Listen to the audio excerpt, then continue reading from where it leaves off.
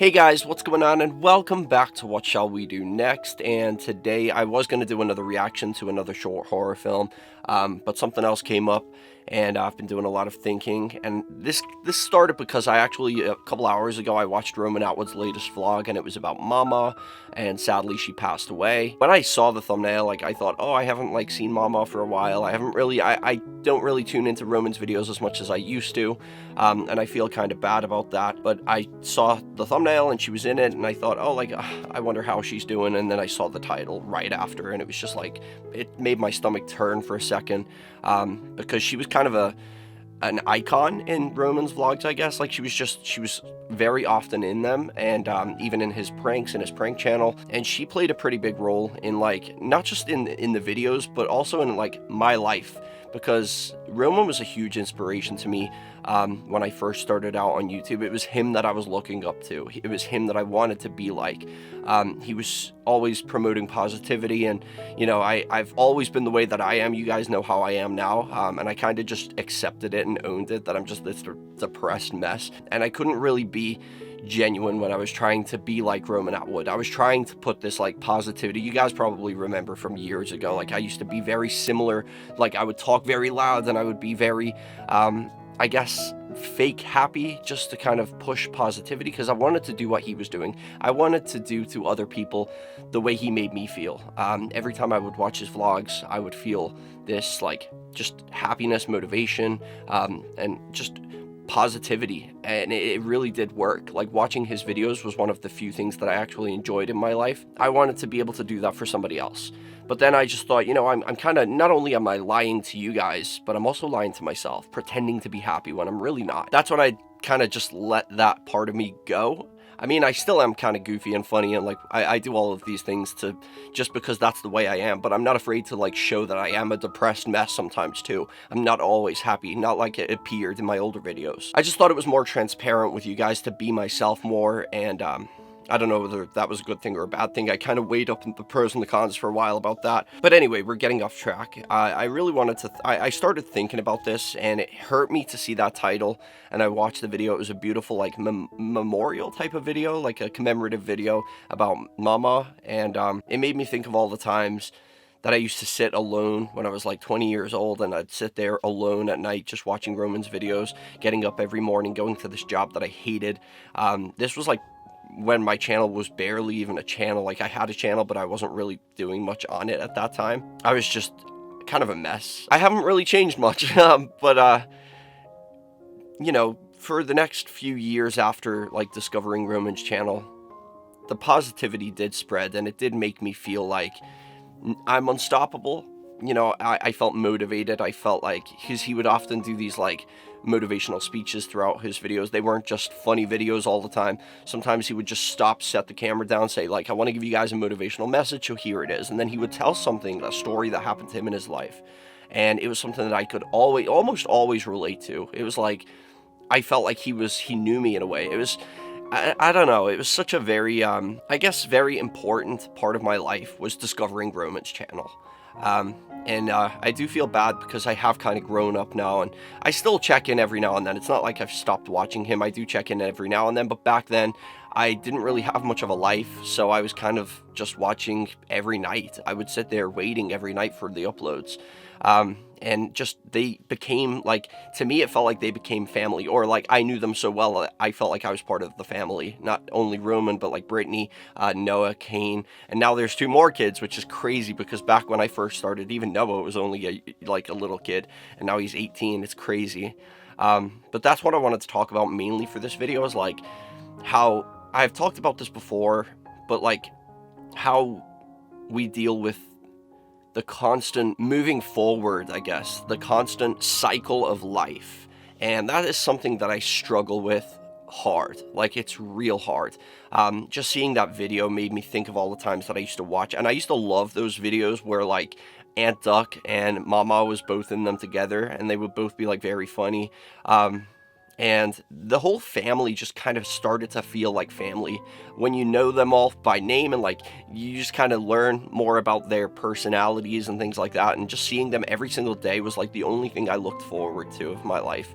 Over the last few years, I've noticed things like Zeus dying, Roman made video about that a long time ago. Then Roman's mom died, sadly, and now Mama's died, and it's just like, I was looking into Roman's eyes in that video, and I was thinking, like, you know, I don't want to say I seen him change, but I feel like I have. Like, I feel like I see more pain in his eyes now than what used to be there when I first started watching. And it made me think about that, and I thought, you know, it's like that for all of us. Like, we all are gonna gradually lose the people we love throughout life. As you lose them, the grief never really goes away. You just learn to handle it, and then somebody else dies, then somebody else dies, then somebody else dies, and it's just constant. That's what's gonna happen forever.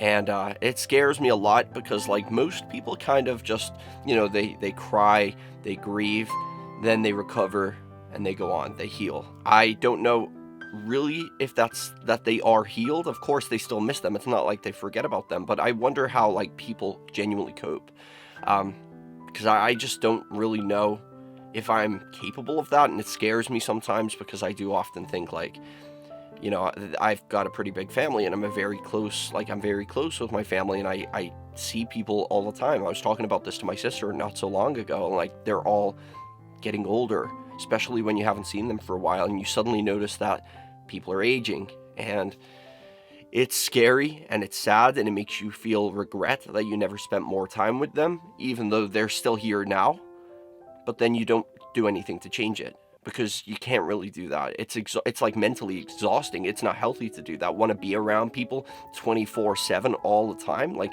that's not normal. Like, that's becoming too much. Like, you're getting too attached to somebody, and that could probably make things worse when it comes to the part where you have to say goodbye. I look around, and everybody's going through the same thing. Everybody loses loved ones, but I see people handle it so well, and I wonder if I'm capable of that. Not only, like, I don't know. I mean, I guess I've never really gone through something or lost somebody that was, like, super close to me, so I'm scared to see how it will affect me, because I don't handle things like that very well. I can't even handle change. It frightens me, and it frightens me how fast time goes, and it just feels like, you know, things just aren't the same anymore, and then you just wish.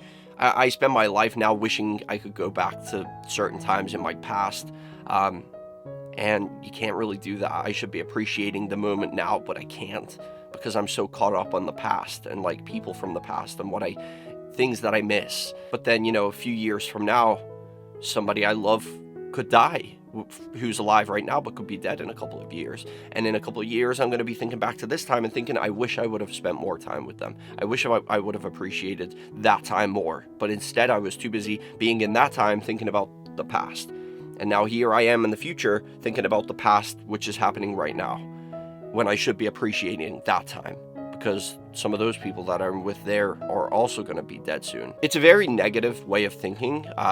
I don't like to think like that, but I feel like it is a very realistic way of thinking, and it worries me a lot. The only other person I've ever met that thinks this way is literally my sister. We had this exact conversation, and Hannah Mulford's also kind of like that. You guys know her. She comments on my videos.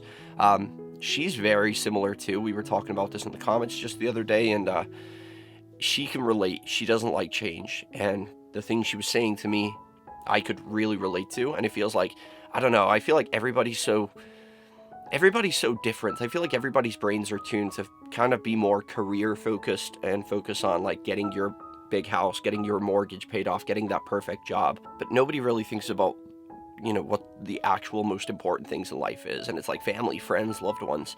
Of course, people know that's important, but I feel like when I look around and I see the way we work in this world, it's like people prioritize that differently. It's like that's lower down than career and materialistic stuff. And that's kind of scary, because I did used to be that way myself, but I don't know. I feel like something just opened up inside me one day, and I never was able to get it shut again. And I'm just like, I'm more aware now of, like, the things that actually matter in life and how valuable time is. Another person I can really resonate with is Dr. Jordan Peterson. I'm sure you guys have heard of him or seen, like, clips on TikTok or Twitter. He is a very broken, emotional man, and almost everything he says I can relate to, especially when he's talking about time, death, depression, like, everything he's talking about, like, I really can feel.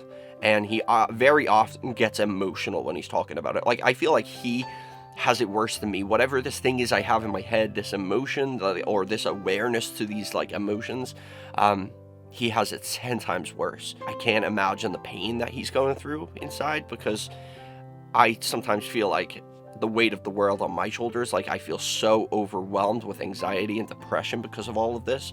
But then I see him, and I'm like, wow, he is really suffering, yet he's trying so hard to appreciate life and time. It's very worrying to me, and it does kind of make me want to do two things. It either makes me want to go and spend all the time that I have with everybody, but I know that's very unrealistic and it's very unhealthy. And then there's the other side of me, which copes by shutting myself away, trying to spend as less time with anybody as I possibly can, just being alone, so that way when they do eventually have to die, it's not going to hurt as much. But then I will live with regret that I didn't spend more time with them. And both of those paths, either way I handle it, it's not going to help at all, and I'm aware of that too. It's like they say, grief is the price you pay for love. And it's very true. Anyway, guys, that's pretty much all I wanted to talk about. I've just been doing a lot of thinking, and sorry this is a depressing video. It wouldn't be What Shall We Do Next if I didn't throw out a depressing video every now and then, would it? Anyway, guys, I'll see you in the next one. Peace out and chase your dreams.